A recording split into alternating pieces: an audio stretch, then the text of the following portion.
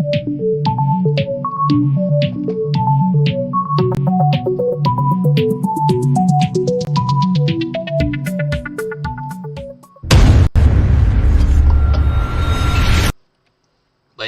selamat datang kembali dalam channel Kuliah Daring bersama saya Dudiman Hartono.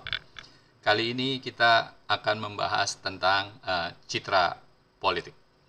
Citra politik menjadi sesuatu yang sekarang menjadi menjadi tren di tengah suasana pencapresan, di tengah masa-masa menuju tahun politik.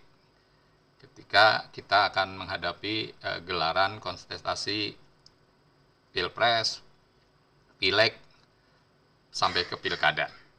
Ya, apa itu citra politik dan bagaimana proses pembentukan citra politik? Seperti biasa, jangan lupa silakan subscribe channel Kuliah Daring, share, ya. Baik, terima kasih yang sudah. Oke, kita mulai pembahasan kita terkait dengan citra politik. Oke,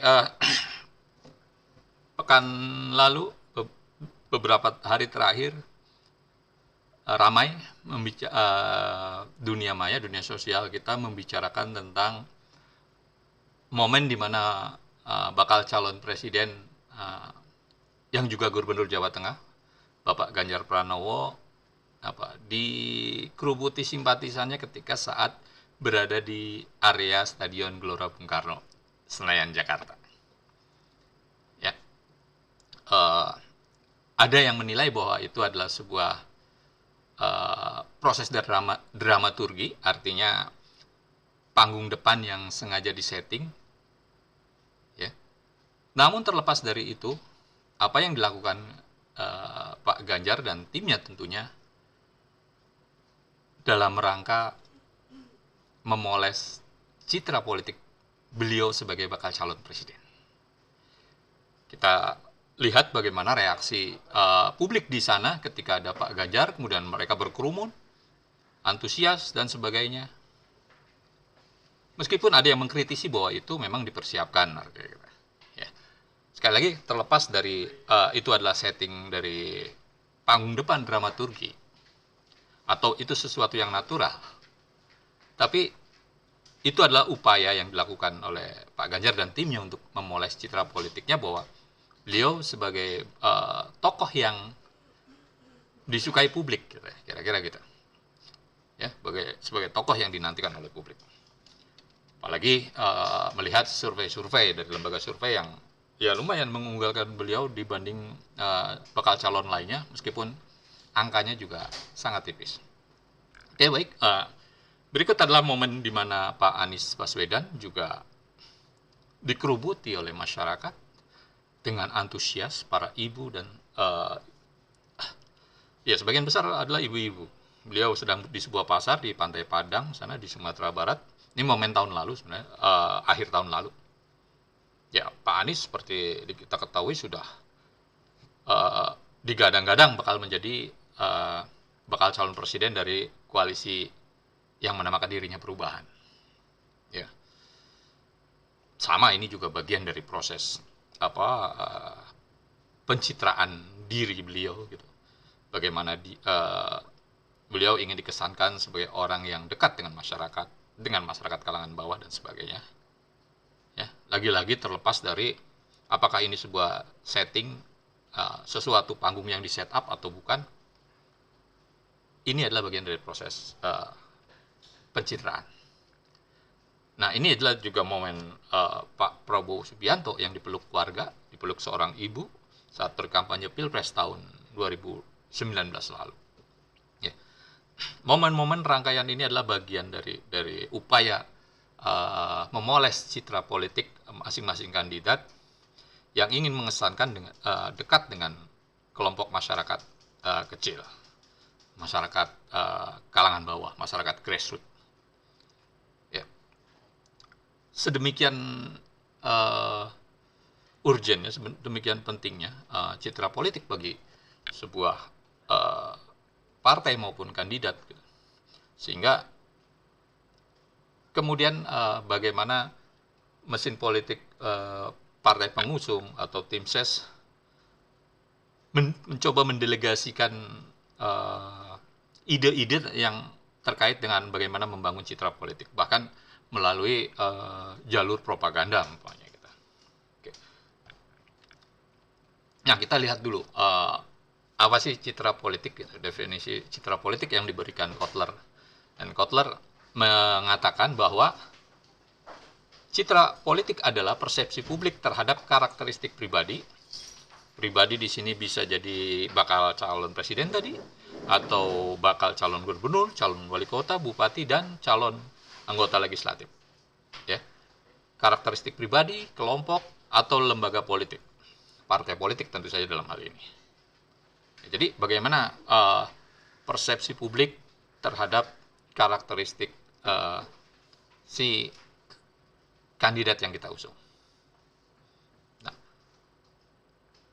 Usaha untuk membentuk citra politik adalah usaha bagaimana membangun persepsi publik yang baik, yang sesuai dengan yang diharapkan oleh kandidat dan timnya tentunya.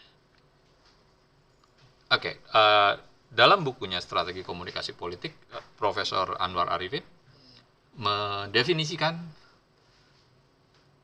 citra politik adalah persepsi yang dimiliki oleh masyarakat terhadap citra atau wibawa seseorang dalam dunia politik. Ya. Beliau lebih menggarisbawahi panggungnya memang dunia politik, baik sebagai pemimpin partai politik, calon legislatif, maupun sebagai pejabat pemerintah. Ya, pada dasarnya sama bahwa ini adalah terkait persepsi publik terhadap kandidat, terhadap partai. Ya. Namun mengapa citra politik begitu penting? Ini pertanyaannya. Kita lihat argumentasi dari Edelman, Murray Edelman dalam bukunya The Symbolic Uses of Politics. Edelman mengatakan bahwa citra politik menjadi sangat penting karena kebanyakan orang tidak punya banyak waktu atau tidak punya keinginan untuk memahami isu-isu politik secara mendalam. Ya. Oleh karena itu, memanfaatkan simbol-simbol dan citra untuk mengkomunikasikan pesan politik ya, secara singkat dan mudah menjadi sangat penting. Bahwa ya tidak semua orang punya interest mungkin dalam dunia politik secara lebih mendalam. Tapi sebagai seorang kandidat, sebagai sebuah partai, mereka perlu mendelegasikan pesan politik mereka agar dapat secara efektif diterima oleh publik. Nah, Edelman menyarankan adalah penggunaan simbol dan membangun citra. Yang harus digarisbawahi menurut Edelman adalah bagaimana citra politik itu tidak hanya terdiri dari simbol-simbol visual, bukan soal lambang, ya, bukan soal foto, tetapi juga termasuk narasi dan tindakan politik. Penting untuk memasukkan narasi, memasukkan kata-kata. Nah, ini yang dimainkan oleh Pak Anies Baswedan. Beliau sangat jago memainkan narasi, membuat retorika bahasa yang sangat menarik. Disinilah kemudian politisi atau pemerintah memanfaatkan bahasa dan narasi untuk membentuk pandangan publik tentang isu-isu politik dan membangun cara publik memahami masalah politik. Kita ingat betul tentu ketika Pak Anies Baswedan mengatakan dalam debat Pilgub 2017 dengan Pak Ahok, Pak Basuki, beliau bilang bahwa dia tidak akan menggusur warga, tapi yang dilakukan adalah menggeser gitu. Nah, ini kan sebuah narasi, sebuah retorika yang sangat menarik gitu. Kendati bagi sebagian orang atau bagi ya para hatersnya Pak Anies ya, itu kan permainan kata-kata aja. Pada dasarnya ya menggusur juga, memindahkan orang dari wilayah yang tadinya mereka diami ke wilayah lain kan gitu. Tapi itu adalah yang dimaksudkan Edelman, bahwa tindakan maupun narasi dan kata-kata itu menjadi sangat penting. Makanya ketika tiba-tiba Pak Ganjar bilang bahwa sejak kecil saya doyan nonton film porno gitu kan, itu menjadi narasi yang terus digulirkan oleh lawan-lawan politik beliau gitu. Dan tindakan politik kemudian menjadi penting adalah ini terkait dengan konsistensi sikap nantinya antara citra politik yang dibangun dengan tindakan praktis kebijakan yang diambil gitu. Umpamanya kita sering menyebut bahwa PDI Perjuangan adalah mendengar bahwa PDI Perjuangan adalah partainya Wong Cilik gitu. Ya. Apakah kemudian narasi atau tagline tersebut termanifestasikan atau tercermin dalam kebijakan politik yang dibuat oleh PDI Perjuangan umpamanya gitu. Nah, ini yang kemudian menjadi penting bahwa citra partai politik bukan cuma sekedar simbol gitu. Bukan sekedar memajang foto berpelukan dengan seorang ibu tua atau foto lagi sholat dan sebagainya. Bukan semacam itu menurut Edelman. Bukan hanya itu. Oke. Prof. Anwar bilang bahwa citra politik berkaitan dengan sosialisasi politik. Karena citra politik terbentuk melalui proses pembelajaran politik baik secara langsung maupun pengalaman empirik. Nah, karena itu citra politik menyangkut atau mencakup beberapa hal. Yang pertama adalah seluruh pengetahuan politik seorang baik benar atau tidak benar.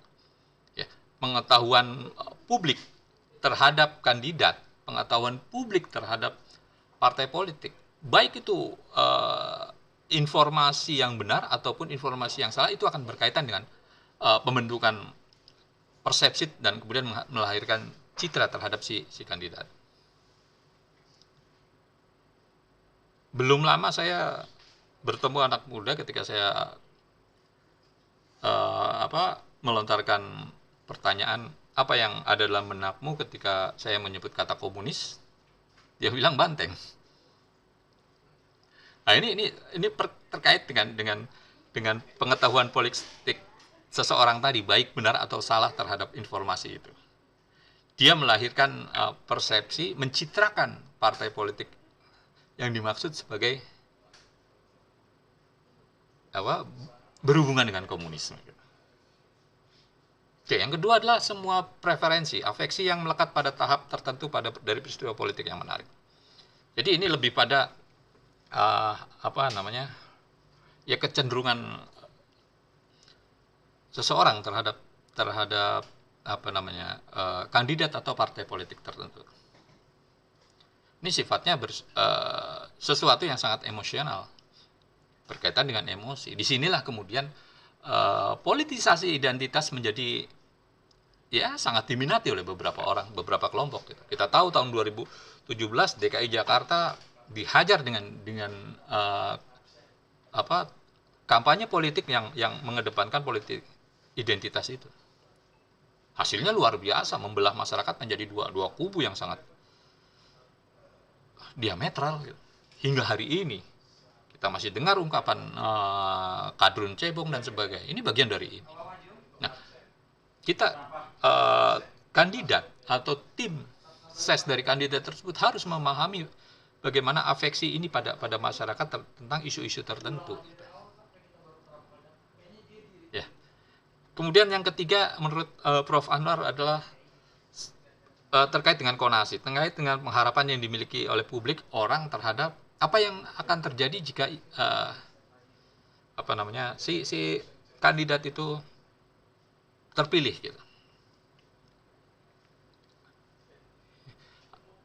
Iya, kita akan bisa melihat bagaimana harapan-harapan publik, tentunya orang tersebut bisa kandidat tersebut bisa menjalankan misinya seperti yang dijanjikan dalam kampanye sebelumnya, Mbak.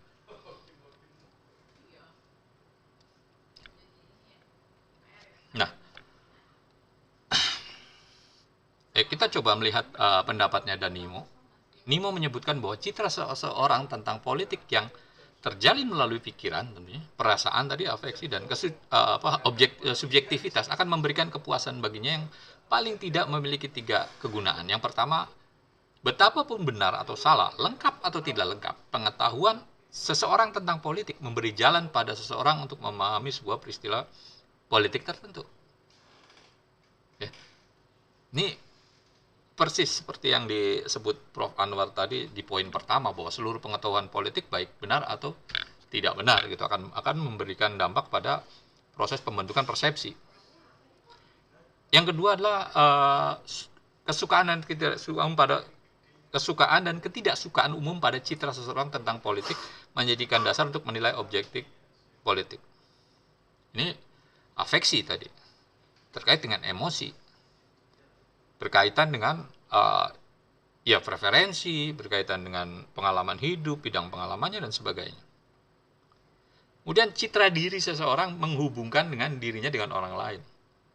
Bagaimana orang tersebut mencitrakan dirinya sebagai apa? Sebagai seorang religius, atau sebagai seorang nasionalis, atau sebagai seorang sekuler. Ini akan menghubungkan tadi dirinya dengan si kandidat. Gitu. Oke. Lantas bagaimana atau apa saja faktor-faktor pembentuk citra politik? Yang pertama, kepribadian. Citra politik seseorang dapat dipengaruhi oleh kepribadian dan karakteristik pribadi seperti kejujuran, kecerdasan, integritas, dan ketegasan. Ini yang selalu ditonjolkan oleh kandidat manapun, termasuk dalam Pilpres nanti tentunya, antara Pak Ganjar, Pak Prabowo, dan mungkin juga Pak Anies kalau beliau maju. Gitu. Ya. Kepribadian, sosok pribadi yang berintegritas, gitu kan? Ini bisa dilihat dari track recordnya dari keluarga, dari track record ketika beliau memimpin, sebelumnya memimpin departemen, memimpin provinsi dan sebagainya. Kemudian kinerja politik dipengaruhi oleh kinerja seseorang. Ya, kita lihat bagaimana kinerja Pak Anies di Jakarta, gitu. Ya, banyak hal yang kemudian tidak sesuai janji politiknya. Gitu. Ya, meskipun itu tidak hanya terjadi pada Pak Anies kan, gitu. Pak Jokowi pun punya masalah dengan ini. Pak Ganjar sendiri bagaimana? Beliau dalam tanda kutip bermasalah dengan kasus Wadas Kendeng. Atau Pak Prabowo, bagaimana kinerja beliau selama menjadi Menteri Pertahanan? Gitu. Apakah dianggap dapat memimpin, memberikan perubahan signifikan yang positif? Kemudian yang ketiga adalah pesannya itu sendiri. Ya, citra politik sangat dipengaruhi oleh pesan atau informasi yang disampaikan seorang politisi atau partai politik melalui media massa, kampanye dan sebagainya tadi. Di awal gambar-gambar atau momen-momen kampanye dari Pak Ganjar, Pak Anies, dan Pak Prabowo tadi adalah ini bagian dari pesan bahwa tokoh-tokoh tersebut adalah tokoh-tokoh yang peduli dengan grassroots, peduli atau dekat dengan masyarakat kecil. Itu yang ingin disampaikan. Gitu. Kemudian lingkungan. Citra politik dapat dipengaruhi oleh lingkungan sosial, budaya, dan politik di mana seorang politisi atau partai politik berada. Ya. Ini lingkungan budaya ini berkaitan dengan afeksi tadi. Gitu. Ya. Di tengah masyarakat yang religius, orang berlomba-lomba menampilkan diri atau citra diri sebagai seorang yang religius. Kemana-mana kemudian pakai sorban, pakai kopiah, pakai peci, nenteng-nenteng tasbih umpamanya. Itu bagian dari lingkungan. Kemudian isu politik. Isu-isu tertentu yang dihadapi oleh kandidat atau partai politik. Pak Anies dihadang isu menggunakan politik identitas. Pak Ganjar dihadang isu oleh kasus Wadas, Kendeng, dan sebagainya. Pak Prabowo isunya ya terkait dengan pelanggaran HAM berat. Gitu.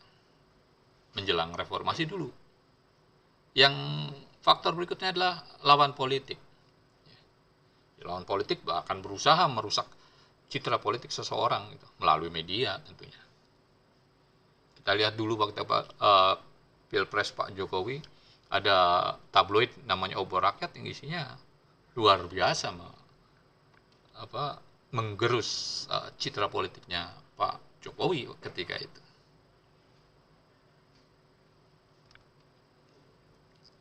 Nah,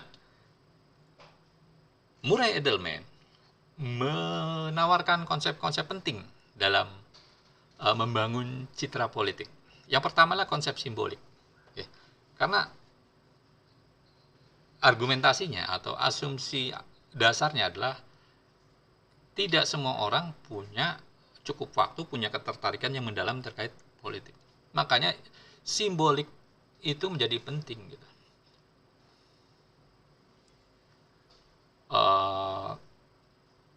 Pak Ganjar tentunya karena di endorse atau karena beliau adalah orang PDI Perjuangan akan menampilkan simbol-simbol nasionalisme sebagaimana yang dilakukan oleh Bung Karno. Dia akan membawa simbol-simbol Soekarno itu kemana-mana. Pak Prabowo membawa simbol-simbol politik dulu membawa bahwa beliau adalah keturunan atau masih terkait dengan Pangeran Diponegoro, ya, tokoh heroik dalam perang Jawa yang membuat VOC kocar-kacir secara keuangan. Gitu. Ya, Pak Anies tentunya akan membawa simbol identitas kearabannya gitu, sebagai sosok yang sudah pasti dianggap religius. Gitu. Ngelihat wajahnya aja udah Islami lah, gitu, kira-kira gitu. Kemudian bahasa politik. Ya, ini terkait dengan narasi yang digunakan. Bagaimana kita menarasikan isu menggunakan bahasa politik yang relate dengan kehidupan audiens kita. Sasaran dari kampanye kita di grassroots di area mana nih, gitu kan. Ketika di kampus tentu bahasa politiknya akan berbeda dengan bahasa-bahasa yang digunakan atau simbol-simbol jargon-jargon yang digunakan di masyarakat grassroots. Masyarakat grassroots lebih senang dengan jargon gitu,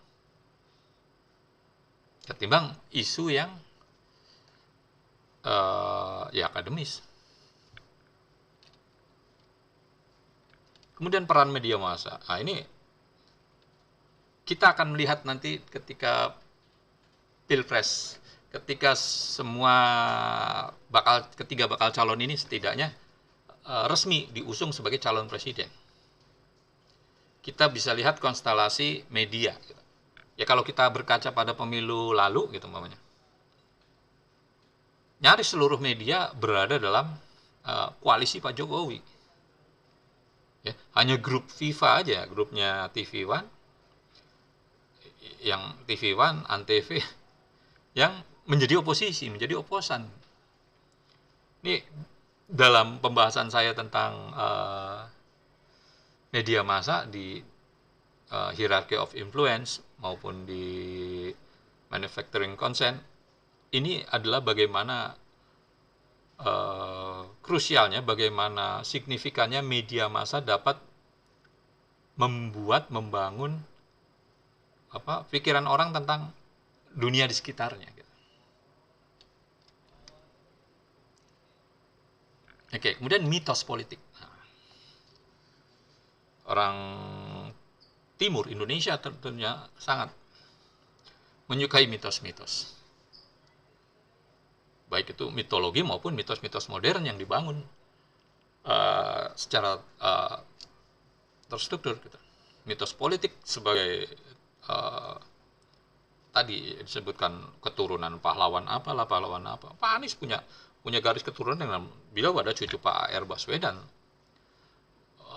tokoh Arab yang juga punya kontribusi besar dalam proses kemerdekaan dan pembentukan republik di masa-masa awal. Pak Prabowo apalagi jelas beliau anak dari Pak Sumitro Joyonegoro, kakeknya pendiri Bank Indonesia. Omnya Pak Subianto itu tewas dalam pertempuran bersama Daan Mogot melawan Belanda di daerah sekarang di daerah Serpong, Tangerang Selatan. tinggal Pak Ganjar, mitos politik apa yang ingin dibangun. Apakah dia akan membangun mitos politik bahwa dia adalah Bung Karno muda? Kita tunggu. Kemudian demokrasi. Edelman mengkritik pengertian umum tentang demokrasi sebagai proses rasional dan transparan. Bagi Edelman, demokrasi juga dipengaruhi oleh penggunaan simbol dan citra politik tadi. Ya, ini bisa memperkuat atau merusak proses demokrasi. Yang merusak proses demokrasi kan salah satunya adalah politisasi identitas. Gitu. Sehingga orang terbelah menjadi saya dan Anda. Gitu. Kami dan kalian. Tidak lagi bicara tentang kita. Nah, hari ini kan kita bisa melihat nanti. Saya tidak yakin bahwa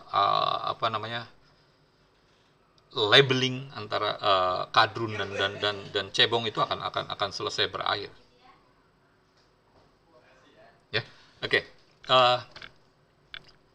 Nah, ini yang direkomendasikan Edelman dalam kita membuat sebuah simbol politik. Gitu. Yang pertama, lihat konteks sosial budayanya.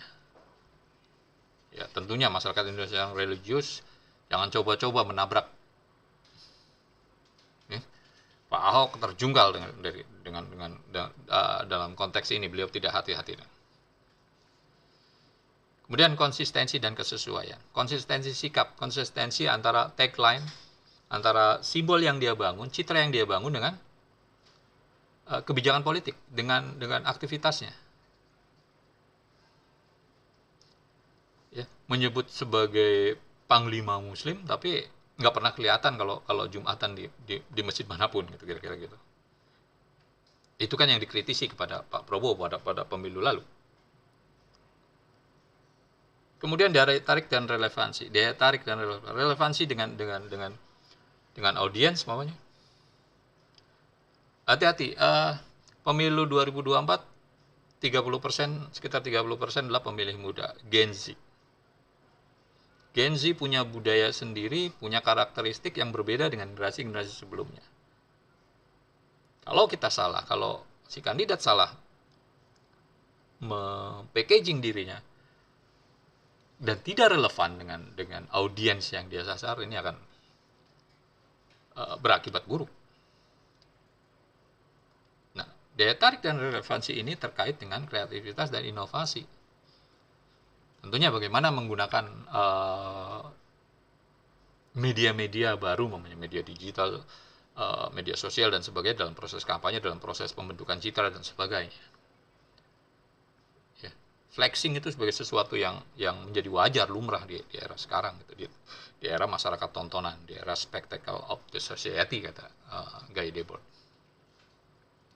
Ini rekomendasi murah. Kita lihat bagaimana Kotler memberikan rekomendasi dalam membangun citra politik. Yang pertama, citra positif dan konsisten. Ya, kita tentunya semua kandidat akan membangun citra dirinya secara positif. Dan bagaimana dengan konsistensi itu tadi terkait dengan tindakan dan kebijakan policy yang dibuat. Gitu. Nah, kemudian menciptakan merek politik yang kuat. Ini Kotler ini ahli marketing, jadi dia akan bicara tentang merek, tentang jenama, tentang brand. Gitu. Bikin brand yang kuat.